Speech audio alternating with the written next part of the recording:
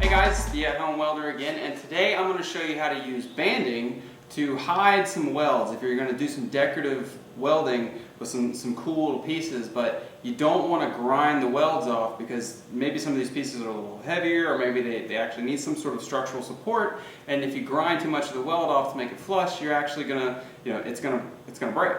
So what we're going to do is we're going to hide some of those welds with just some really decorative banding. And what it does is, not only does it just hide the weld, but it actually adds something to the piece, and it really finishes it off with just some nice little detail work that's really easy to do, really cheap, and it just looks nice. There's two easy ways for you to do this. So you can get some of these little pieces like this, that are already halfway formed. It's like a little seat. So really all you have to do is, once you weld your piece together, you can just take this, slip it on like that, and then heat this up if you need to, or just hammer the ends close and then tack it and you're good to go. You've hidden the weld and this is in place. Now you can see though, in this case, and you can see it doesn't quite go far enough here. So if I hammer this over, it's not going to complete the gap. So what you're going to have to do is you'll actually have to order like a whole stick of this stuff, which is really no big deal because it's really, really cheap. You get like an 8-foot stick like I have here. What you're going to have to do is just cut this to fit. And all I ever do is just use a grinder with a cutoff wheel, cut off a little piece, stick it on here and round it out. Now I'm going to show you how I do that. So I've got my grinder with my little thin cutoff wheel. You can put this on a saw, and this piece is actually thin enough I could use bolt cutters if I really wanted to. Some of the other pieces you couldn't use bolt cutters on, but if that's what you have, give it a shot. But I'm going to save my bolt cutters today and just use my angle grinder with a cutoff wheel. So I'm just going to pop on my glasses here. Nobody wants metal in their eye. And I'm just going to cut off a little piece, a little bit longer than what I think I'm going to need, and we're going to cut it to fit once it's on there.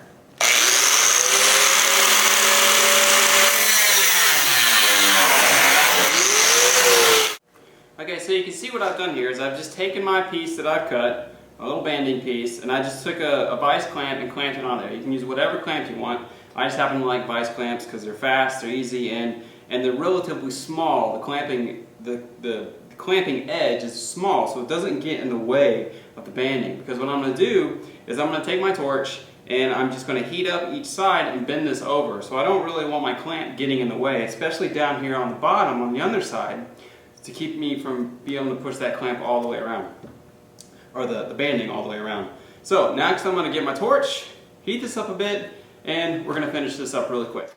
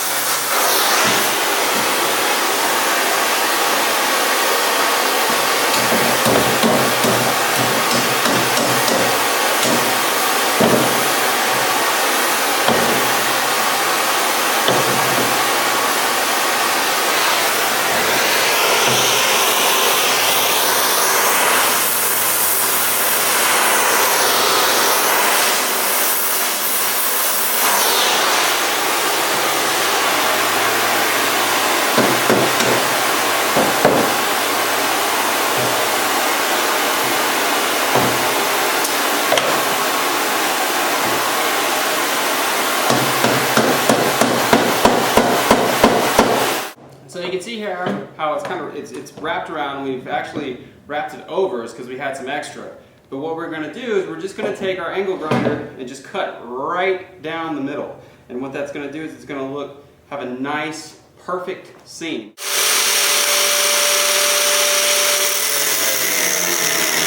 Now after this, you see, since we did overlap it didn't go down actually flush with the metal, so you might need to just take a hammer and just whack it a couple times to get it down. But that's all it'll take. And then we'll just tack it with the welder and we'll be good.